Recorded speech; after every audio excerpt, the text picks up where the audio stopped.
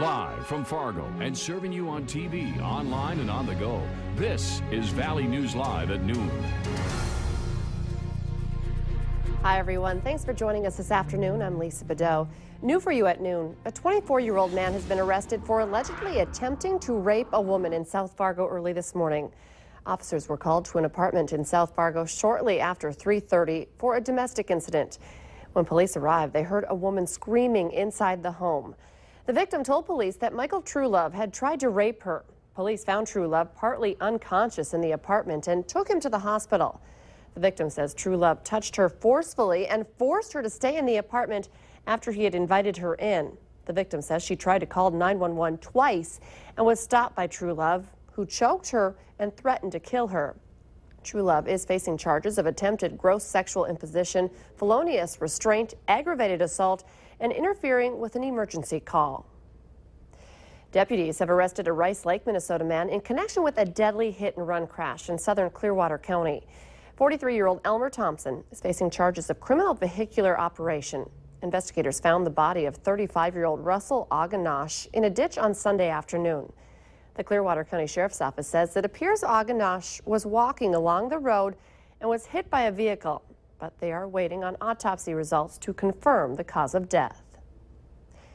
We now know the name of a man who pointed a BB gun at a Fargo police officer yesterday and ended up getting shot.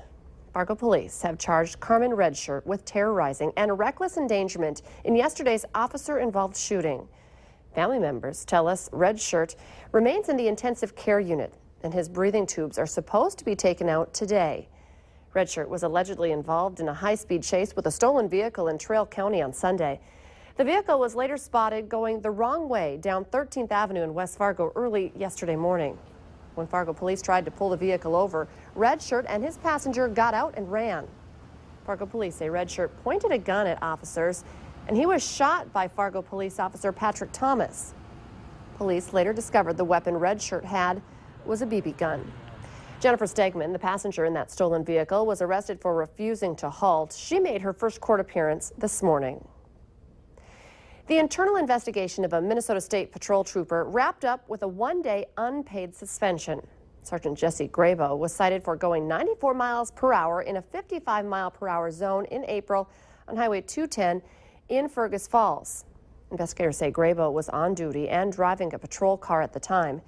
In addition to the suspension, Grabo paid a $535 fine. He's back at his post as public information officer.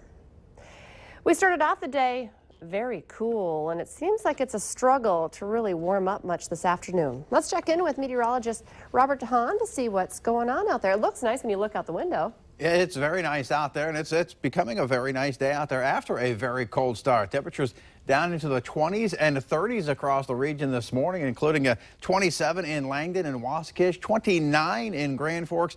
We bottomed out at 34 degrees here in the Fargo-Moorhead area, but we've got lots of sunshine now, and that's helping us warm on up. We're up to 61 degrees now here in Fargo, also 61 in Jamestown and Sisseton, 57 in Fergus Falls and Grand Forks, 53 up in Baudette. Hardly a cloud in the sky, just a few high clouds off towards the north, and we'll see just a few clouds from time to time as we head through the day today. Most of us will see plenty of sunshine, and as you saw, it's already helping us warm on up. We'll warm up a few more degrees as we head through this afternoon. Underneath what few clouds we do have, no precipitation, none anticipated as we head through the rest of the day. Tomorrow might be a bit of a different story. We'll show you that on the first 2 days of the 7-day forecast. Today, temperatures in the mid-60s, maybe some upper 60s in a few locations. Tomorrow, increasing clouds and a chance for a few late-day showers. How's the rest of the week looking and the weekend?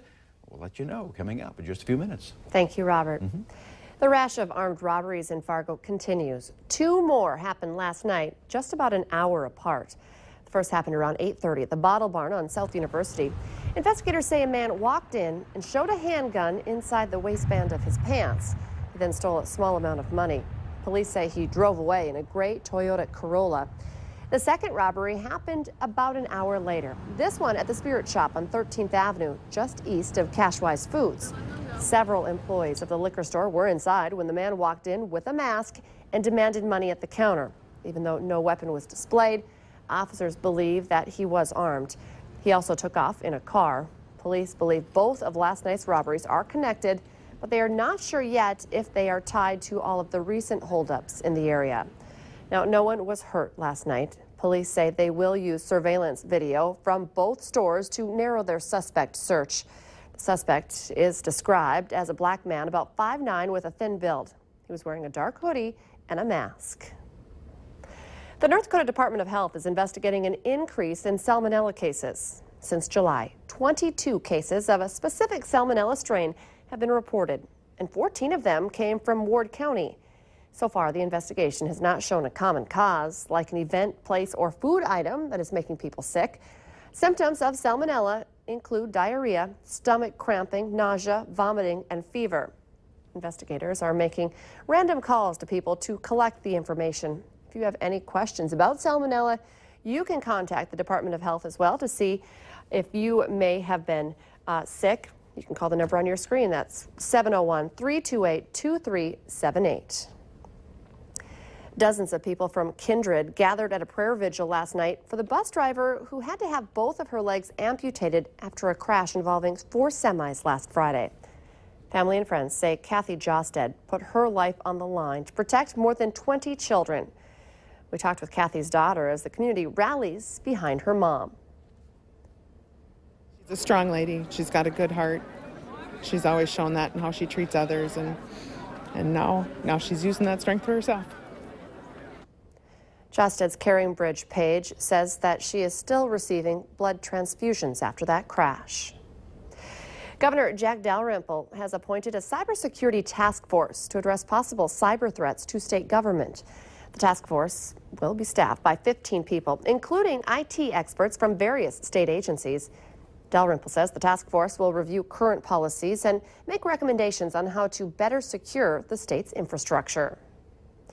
North Dakota Lieutenant Governor Drew Wrigley says he will not run for governor. He recently admitted to an affair with a woman in Bismarck. In a written statement, Wrigley says he and his wife concluded that the onset of the campaign is not consistent with the current needs of their family. You can read his full statement by going to our website, valleynewslive.com, and click on this story. Warm up your stomach and your heart today at the Roars Chili Feed. The annual chili feed benefits the United Way of Cass Clay.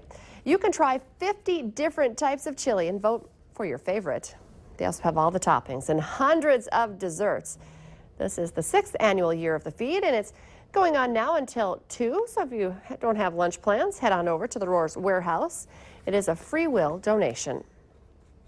Ahead here at noon, a dog with quite a reputation for making people smile is finally finding a forever home. But next here at noon, we'll get a check of your Tuesday afternoon forecast with Robert Hahn.